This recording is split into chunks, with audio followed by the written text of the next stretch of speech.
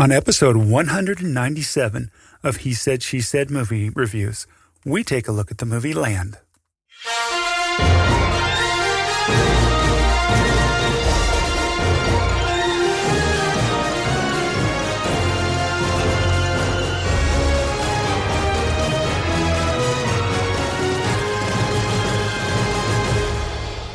Welcome to He Said, She Said movie reviews.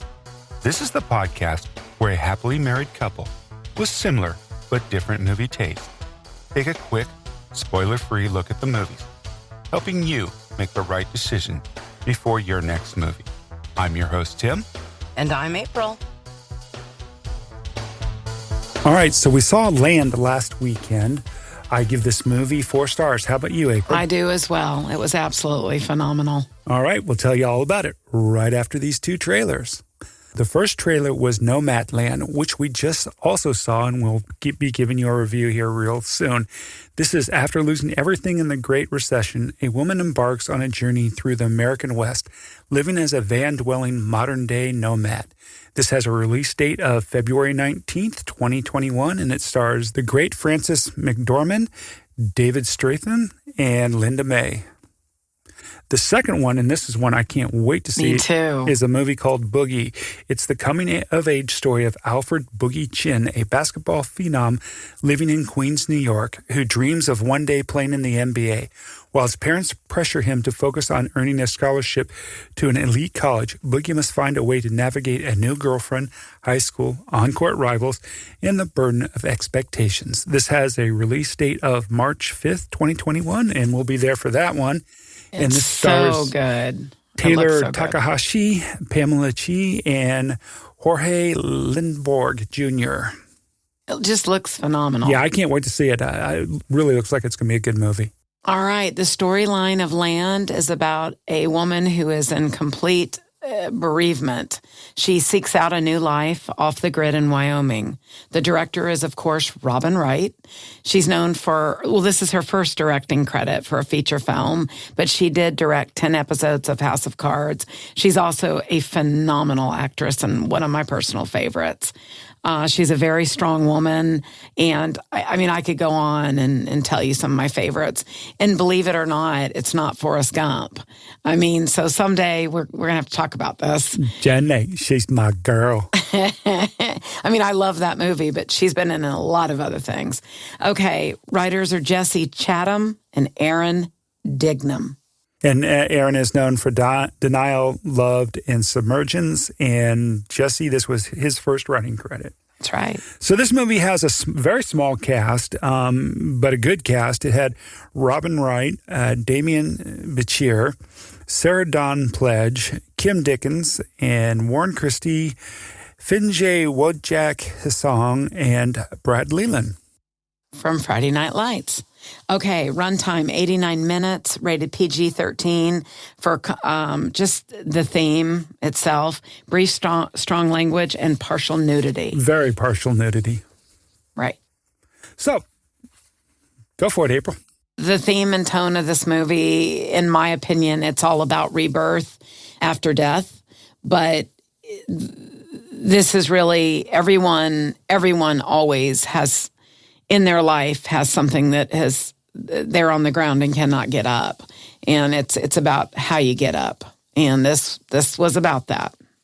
This was a very, very heavy movie. Heavy. It covers the subject, and you don't know, so we won't tell you why or how. It covers a woman whose husband and son were killed, are dead, died. I don't know if that's in the previews. It is. Okay. That's not a spoiler. How they died, though, would be a spoiler, and we won't tell you about that. But it's about a woman who lost her family. She's now alone other than her sister, and she just can't deal with it. She can't deal with life, and she just packs up and leaves and disappears. She wants to be completely alone, off the grid, on the land, and that's what she does. April and I have discussed this, and I think we both have different interpretations of why she went up into the mountains and such. And we won't talk about that either, because we don't want that to be a spoiler either. Right. So. But I do want to say that this movie is a good reminder that not just how fragile people are at the hardest time of their life, but how they choose to handle it. I mean, she just needed to be away from people. She didn't gain strength from people. She went there, I think, to try to gain strength being on her own.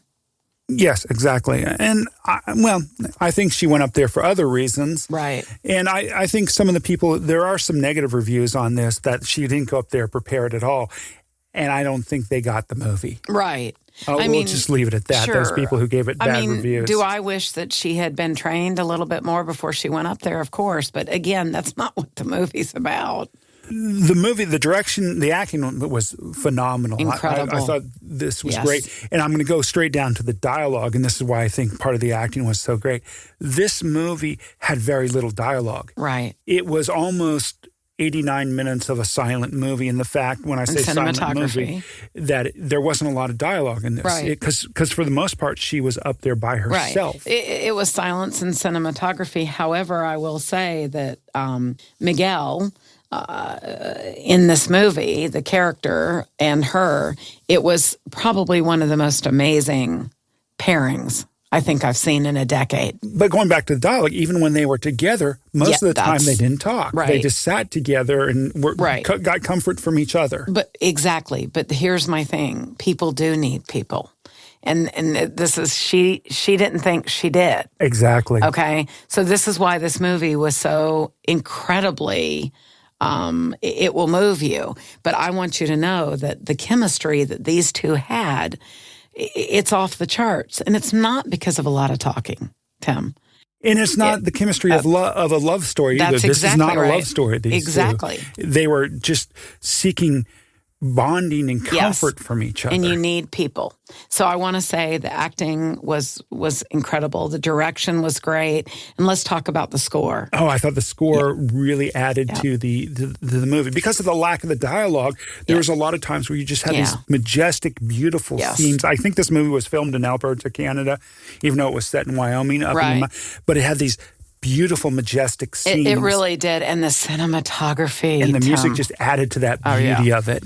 But it was just such a well-shot movie. It was just beautiful. And here's the interesting thing. I think I read somewhere that this movie was shot in 21 days. And this is where the production... Yeah, in only 21 days. I didn't know that. And this is where I think the production design is just mind-boggling, because the movie, she's up there for over 2 years, and they go through all the different seasons. Right. How they did that in 21 days of shooting, I don't know. Yeah. But it looked really good. And the special effects, the change of seasons, and the bear. That's about it, right? The bear. Yeah, we'll leave the bear alone, because there is a scene with a bear, which is pretty interesting and somewhat funny. And not really funny, but interesting. Okay. Editing was normal. Yeah. The pace was slow. And yes, it seemed a little longer than 89 minutes, but that's the kind of the point of the movie. It is a slow movie, but this movie is not an action movie. It's not a woman fighting to survive up in... No. This movie is a character study. It's a study about a woman who is in great grief and bereavement, right? Right. That's exactly what it is. And the dialogue was, we've said this several times, there's not much. I mean, this movie completely relied on the silence and her experiences she was gaining by being quiet. And the cinematography, it was just beautiful. And I just have to say, as a sound guy, the sound in the movie was beautiful. The wind and the trees and everything. It was great. I thoroughly enjoyed it. It was the very sound. detailed. That is true. I don't normally hear that. So it was just this movie, as Tim mentioned, it's a heavy, heavy movie. But, on the other side of that, isn't life heavy? I mean, that's what life is. Life is very heavy, and it can be heavy. You have to see it. She did phenomenal. Hats off to her. And many of you know, as our fans, that sometimes I'm just so blown away. I have to write a personal letter. And I have done that for her. I'm really proud of her as a director. I've always really admired her as an actress. She's strong and she's very true to herself, I believe. So I just love this, and just their relationship, their friendship, how in such an interesting way they helped each other. Oh, very much so. so. It was really good. So you got to see it. The Land, what was your rating on it? 4. I gave it both a 4. April and I give this movie 4 stars. It's really worth your time seeing. It's like I said, it's very much of an adult movie. It's a character study. And it's different. And it's very different. And it's worth your time, very much so. So once again, I just want to say thank you so much for taking time out of your day to listen to our podcast. We really appreciate it. And if you haven't already done so, please tell a friend about the podcast. We appreciate that too. We really do, and we appreciate all your support. We're heading very, very quickly. We're almost to the 200th episode, and we couldn't have done it without all of our fans. So thank you so much, and we appreciate you. Please stay safe and healthy, and we'll see you at the movies. See you at the movies.